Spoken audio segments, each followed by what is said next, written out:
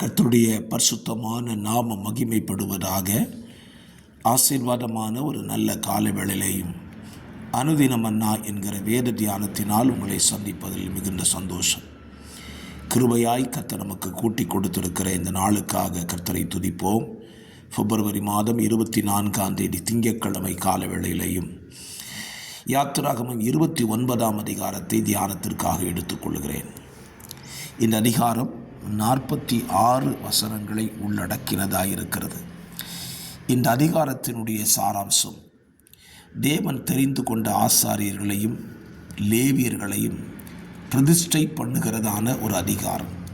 அவர்களுக்கு எப்படி பிரதிஷ்டை பண்ண வேண்டும், அவர்களுக்கு செலுத்த வேண்டிய பலிகள் என்ன என்பதை குறித்து மிக தெளிவாக இந்த அதிகாரத்தில் எழுதப்பட்டிருக்கிறது. தெரிந்து கொள்ளப்படுகிற எந்த ஆசாரியனும் லேவியனும் தேவனாலே பிரதிஷ்டை பண்ணப்பட வேண்டும் என்பது இந்த அதிகாரத்தில் நமக்கு தெளிவாகிறது. ஸ்தோத்திரம். இந்த அதிகாரத்தினுடைய நமக்குடைய சிந்தைக்காக 43 வசனத்தை வாசிக்கிறேன். அங்கே இஸ்ரவேல் புத்திரரை சந்திப்பேன், அந்த ஸ்தலம் என்னுடைய மகிமையால் பரிசுத்தமாக்கப்படும் என்றார்.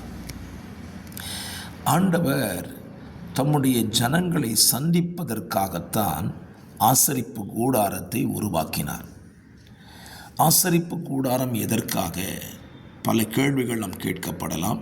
இன்றைக்கு காலையிலே அதற்கான விளக்கம், தேவன் தம்முடைய ஜனத்தை சந்திப்பதற்காகத்தான் அந்த ஸ்தலத்தை பரிசுத்தமாக்கி வைத்திருந்தார். அப்படியானால் ஒரு கேள்வி எழும்பலாம், தேவன் தெரிந்து கொண்ட இடத்தில்தான் தம்முடைய ஜனங்களை சந்திப்பாரா? ஏன் அவரவர்கள் வீடுகளில் சந்திக்க மாட்டாரா என்று ஒரு கேள்வி வரலாம். உங்களுக்கு வேதத்திலிருந்து சில உதாரணங்களை சொல்ல விரும்புகிறேன். ஆண்டவர் மோசேயினிடத்தில் சொல்லும் பொழுது, நீ சீனாய் மலையில் மேல் ஏறி வந்து எனக்காக காத்திரு என்று சொல்லுகிறார். புதிய ஏற்பாட்டிலே ஆண்டவர் உயிர்த்தெழுந்த பின்பு சீஷர்களுக்கு சொன்ன வார்த்தை, நீங்கள் எனக்கு முன்பாக நீங்கள் கலிலேயாவுக்கு வாருங்கள், நான் உங்களுக்கு முன்னே அங்கே போயிருப்பேன் என்று சொல்லுகிறார். ஆண்டவர் பல சந்தர்ப்பங்களிலே சில இடங்களை குறிப்பிட்டு உங்களை சந்திக்கிற இடம் என்று சொல்லுகிறார். அப்படியானால் தேவன் தாம் தெரிந்து கொள்ளுகிற ஸ்தானத்திலிருந்து தம்முடைய ஜனத்தை சந்திக்கிற தேவனாக இருக்கிறார். நாம் ஏன் ஆலயங்களுக்கு வர வேண்டும்? ஆலயத்தை தேவன் தம்முடைய ஜனத்துக்காக பேசுகிற ஒரு ஸ்தலமாக தெரிந்து கொண்டு அதை பரிசுத்தமாக்கி வைத்திருக்கிறார்.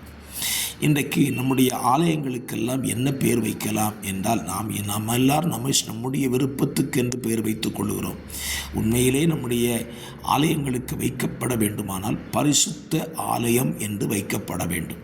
ஏனென்றால் தேவன் தம்முடைய ஜனத்தோடு அந்த ஆலயத்திலிருந்து பேசுகிற தேவனாய் இருக்கிறார்.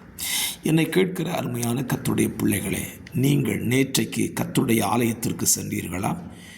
கர்த்தருடைய வார்த்தையை நீங்கள் கேட்டீர்களா? யோசித்து பாருங்கள். ஆலயத்துக்கு செல்லும் பொழுது கர்த்தர் நம்மோடு கூட பேசுகிறார். நம்ம வீட்டில் இருந்தால் பேச மாட்டார நீங்கள் கேட்கக்கூடாது. தேவன் தாம் பேசுவதற்கென்று சில இடங்களை குறிப்பிட்டு தெரிந்தெடுத்தே வைத்திருக்கிறார்.